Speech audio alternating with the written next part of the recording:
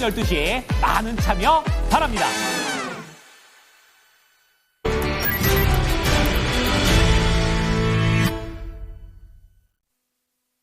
쓰리포인트입니다. 알파경제 김종효 회사 모셨습니다. 안녕하세요. 네, 안녕하십니까? 예, 오늘 아침에 저희와 함께 해주실 때 오늘은 투자 전략에 있어서 투자 판단을 오후로 좀 미뤄보자 이렇게 얘기를 해주셨는데 그래도 오전장 크게 뭐 낙폭을 확대하거나 이런 상황은 아닙니다.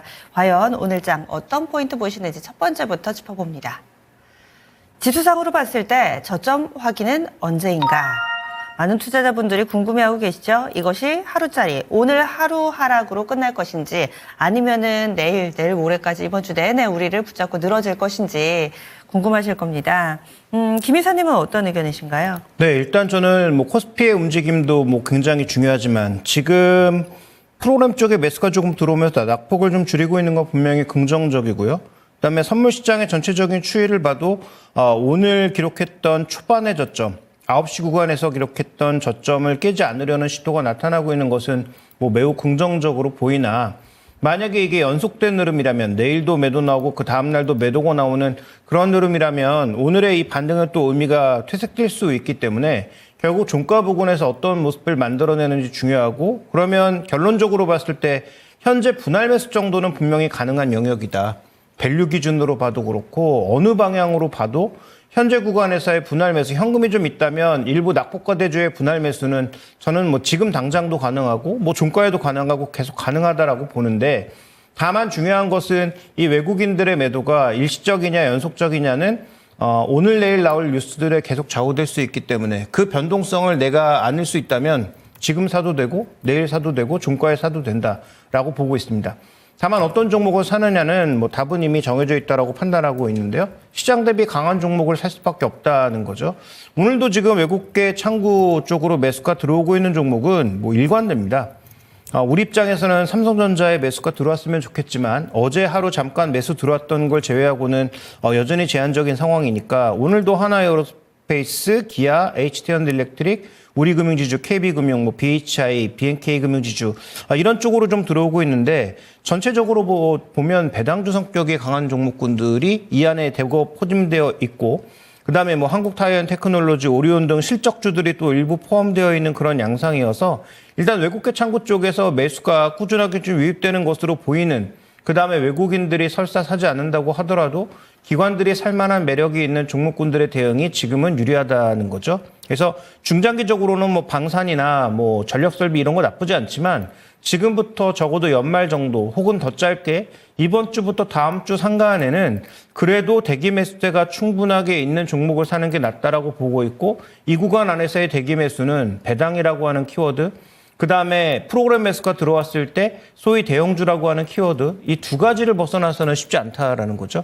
그래서 이런 종목들 안에서 저는 뭐 분할 매수는 충분히 가능한 구간이 아닌가라고 보고 있고 뭐 지금 시간이 뭐 이제 30분 정도밖에 남지 않았는데 어쨌든 30분 남은 구간 동안에서 오늘의 저점을 깨지 않는 정도의 마감은 뭐 그래도 꽤 견조한 그런 상황이 아닌가 이렇게 판단하고 있습니다. 네, 배당이라든지 이쪽에서 KT와 KTNG 이쪽을 몇 달 전부터 좀 강조를 해주셨는데 이들 종목은 뭐 KTNG는 오늘도 오름세네요. 유지가 되고 있습니다. 하지만 금융주들 한번 좀 따로 묶어서 질문을 드릴게요.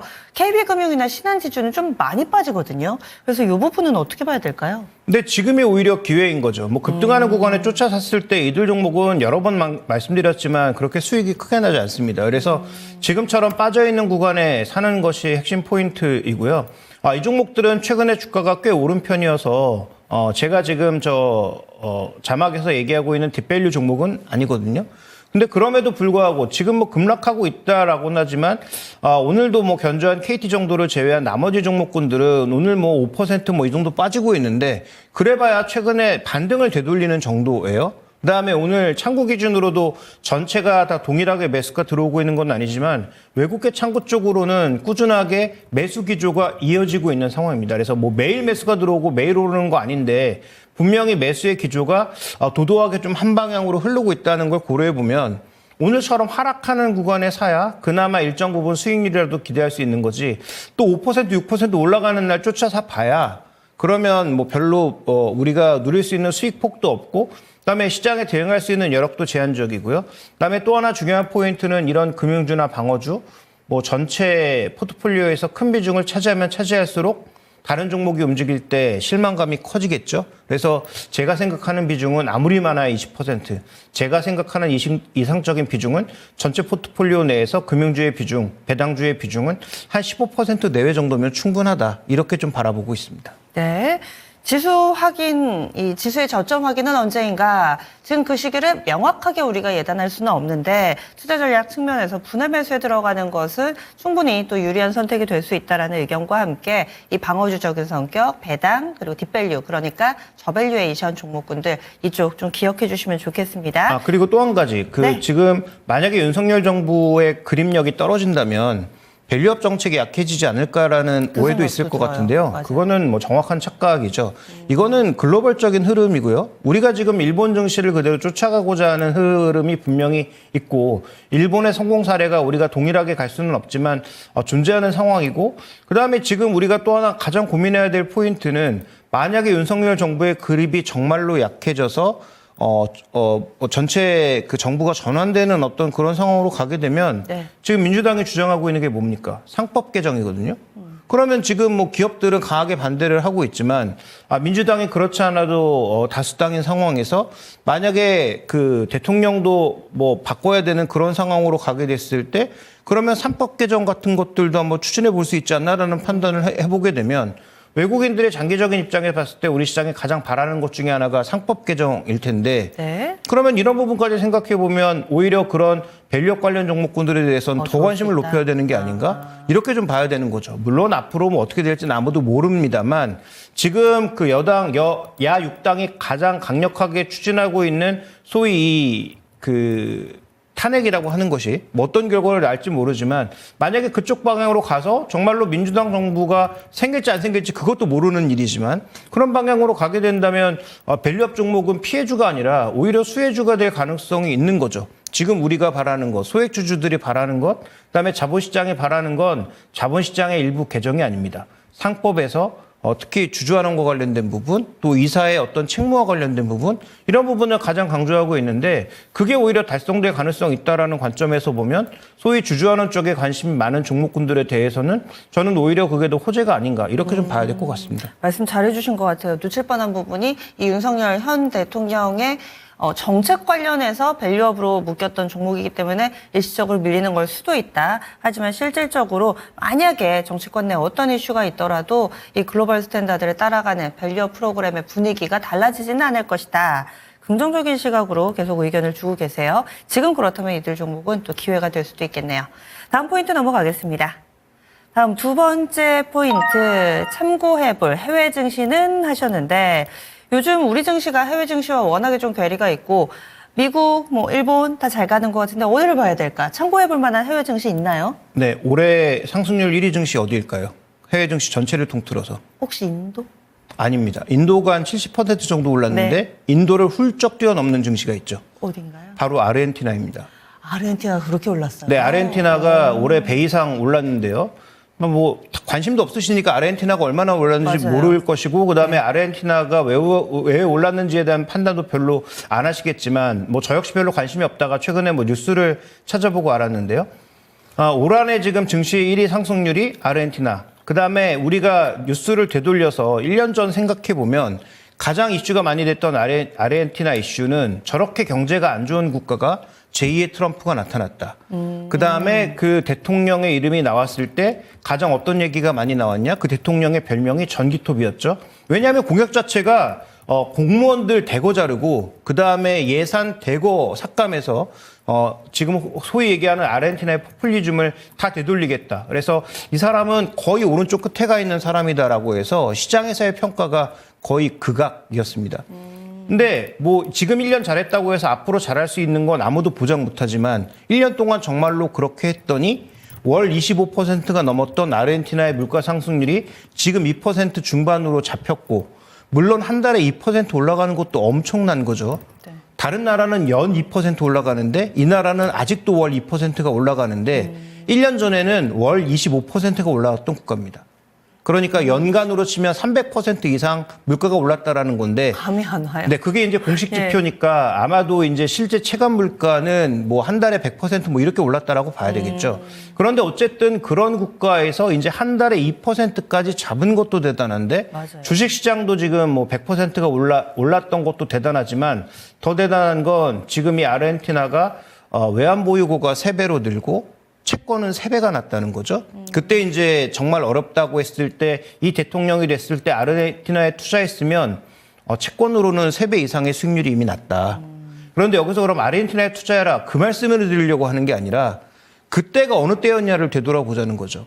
소위 아르헨티나가 최악이라고 할 때 최악의 구간에서 최악의 대통령이 당선됐다고 모두가 이 시장에 관심도 없고 그다음에 이런 쓰레기 같은 채권 누가 사냐고 했을 때 그때가 가장 적절한 매수 기회였다라는 거죠. 네. 그러니까 여기서 지금 아르헨티나를 사자는 얘기를 드린 게 아닙니다. 그건 뭐 각자 알아서 판단하실 일이고 제가 말씀드리고 싶은 건 우리 시장도 이만큼 망가졌고 더 이상 망가지고 있어서 도대체 볼 게 뭐 있느냐 여전히 미국 시장이 낫지. 물론 당연히 미국 시장이 더 낫겠죠.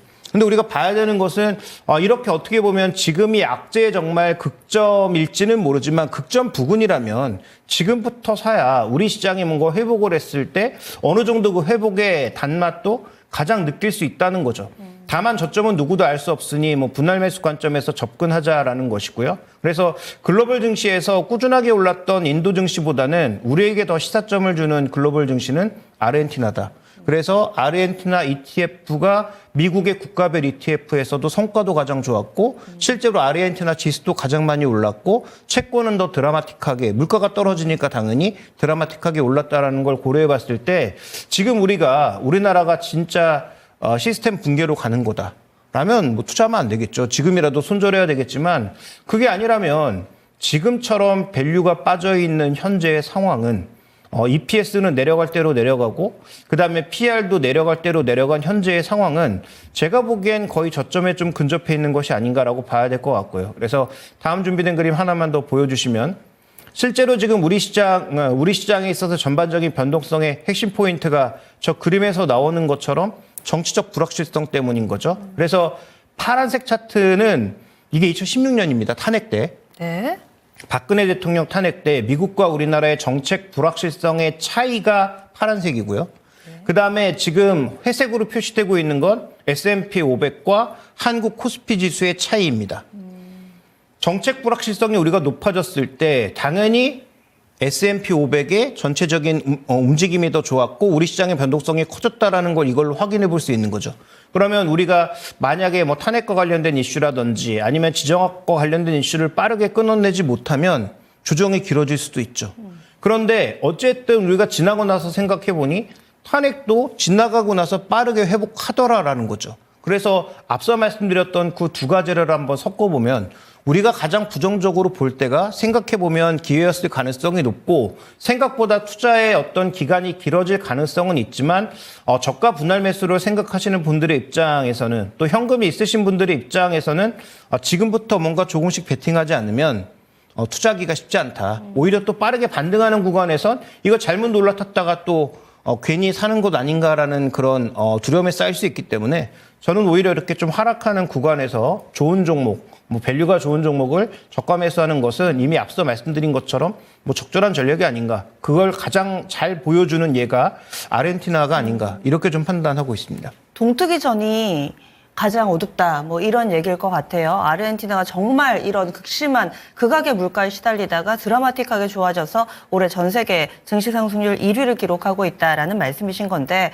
그렇다면 안 좋다라는 것은 현재 우리나라의 상황과 아르헨티나의 동일한 점일 수 있지만 아르헨티나가 이렇게 좋아질 수 있었던 배경에는 이 상당히 좀 리더십이 있는 인물의 등장과 그리고 또 실질적으로 눈에 보이는 수치들이 뒷받침이 됐는데 우리가 과연 이런 부분들이 사실 나와야지 증시도 좋아지고 이렇게 선순환이 만들어지는 거잖아요. 어떤 액션을 좀 보고 나서 접근을 해야 될까요? 아니면 지금부터 좀 우리 증시와 정치 상황을 좀 믿어보면서 액션을 해도 된다고 보시는 건가요? 근데 뭐 모든 분들의 생각이 뭐 다 동일하진 않겠지만 누가 해도 지금보단 낫지 않을까요? 매운데요. 네, 저는 뭐 예. 그렇게 생각합니다.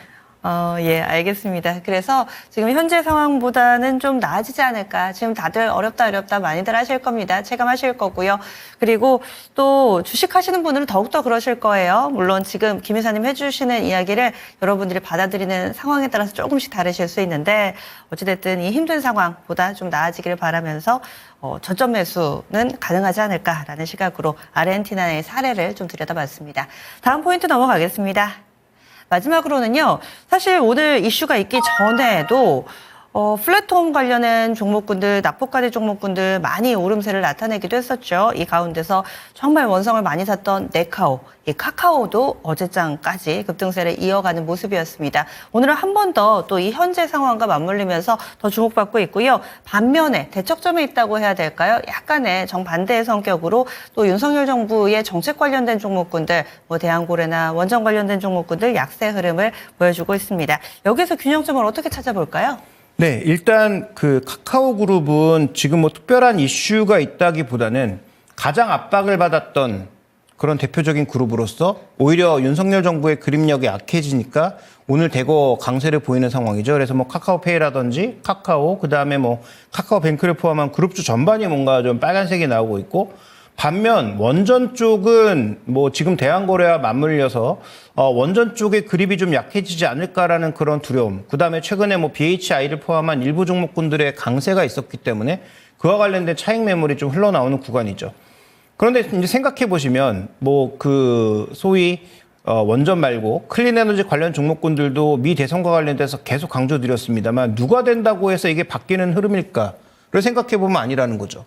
그다음에 첫 번째로 카카오는 과연 본질적인 변화가 단기간에 있을까? 지금 어떻게 보면 이 정부의 압박 때문에 정말 카카오가 좋은 성과를 보이지 못한 것일까?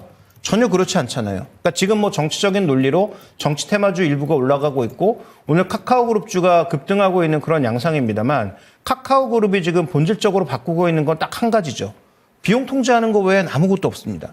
그러니까 비용 통제를 통해서는 당연히 일부 개선되는 게 있을 수 있겠지만 매출이 늘지 않는 구간에서 비용을 언제까지 과연 쥐어짤 수 있겠습니까? 그다음에 만약에 내년 우리 시장에 우리 경제의 내수가 상대적으로 탄력이 둔화되는 상황이라면 상대적으로 대외 변동성이 가장 작은 카카오 같은 종목도 좋은 흐름을 기대하기는 어렵다라고 봐야죠. 그러니까 그런 측면에서 보면 카카오는 뭐 저는 단기적인 반등은 더 이어진다라고 보지만 과연 펀더멘탈적으로 매력적인 위치에 있는가에 대해서는 좀 고민이 필요한 부분이고요. 반대로 두산에너빌리티 같은 경우에는 지금 우리가 좀 고민해 봐야 될 포인트는 저는 딱 한 가지다. 만약에 윤석열 정부가 정말로 그립을 잃어버리면 우리가 지금 또 다시 추진하려고 하고 있는 전체적인 이 원전의 확산은 과연 또 없어지는 건가? 그럴 수 없다는 거죠. 왜냐하면 지금 현재 구간에서 전력이 부족한 건 전부 마찬가지고요. 우리는 지금 클린에너지도 더 필요하고 원자력도 일부 더 추가 필요하고 지금 신한울 3, 4기가 그렇다고 멈출 리도 없고요. 그러니까 지금 윤석열 정부라고 해서 전 정부에서 추진하던 거 다 올스톱하고 자기들이 하고 싶은 걸 다 하는 게 아니잖아요. 보통 1, 2년 정도는 전 정부가 하던 걸 끌고 오다가 3, 4년째부터 자신들이 하고 싶은 걸 본격적으로 밀어붙이는 게 일반적이죠. 근데 그렇게 본다면 지금 현재 뭐 설사 정부가 바뀐다고 한들 현재 원전 쪽에 좀 더 무게를 두는 흐름이 바뀔까가 첫 번째고요. 두 번째는 지금 글로벌 시장에 원전주 수출이 늘어날 거다라는 판단 때문에 원전주가 움직이고 있는 건데 그러면 정부가 바뀌면 해외에서 따온 수주를 그러면 날립니까? 그것도 말이 안 되는 그렇죠. 얘기잖아요. 네. 그러니까 지금 현재 구간에서는 어떤 종목을 사야 될지 좀 길게 기간을 늘리면 명확하다. 단기적으로는 카카오에 베팅하는 게 조금 더 명확해 보일지 모르나 길게 보면 뭐 저는 뭐 원전주 조그만 종목은 아예 몰라서 뭐 논외로 하고 두산에너빌리티 같은 그런 핵심 종목에 대해서는 과연 수출이 꺾일까? 그다음에 국내에서 원전과 관련된 또 여러 가지 발전 사업과 관련된 부분이 과연 꺾일까? 그렇지 않는다고 믿는다면 결국 이런 종목군들을 분할 매수할 때는 이런 식으로 주가가 빠질 때가 기회라고 볼 수가 있는 거고요.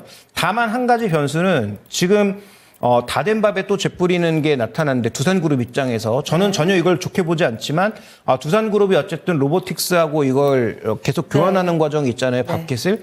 근데 지금 캐나다 연기금을 포함한 기관들이 전부 다 이걸 반대하고 나서고 있단 말이죠. 그래서 뭐 그 글로벌 의사결정기구 쪽에서는 뭐 대부분 찬성을 표했다고 하는데 연기금 쪽에서는 대부분 이걸 반대하고 있어서 해외 연기금이 반대하니 국민연금도 반대해라라는 이런 뉘앙스의 얘기가 나오고 있고 그다음에 국내 금융당국도 이걸 뭐 허가해 준 것이지 뭐 좋은 눈으로 바라볼 리는 없다라고 판단하고 있기 때문에 두산그룹의 남은 하나의 이슈는 이와 관련된 변동성일 거다라는 거죠. 그러면 그 그룹 변동성을 제외했을 때 산업과 관련된 전체적인 상황은 제가 보기에는 중장기적으로 보면 카카오보다는 두산에너비 쪽에 좀 더 무게가 있다. 그러면 카카오는 언제 좋아지느냐?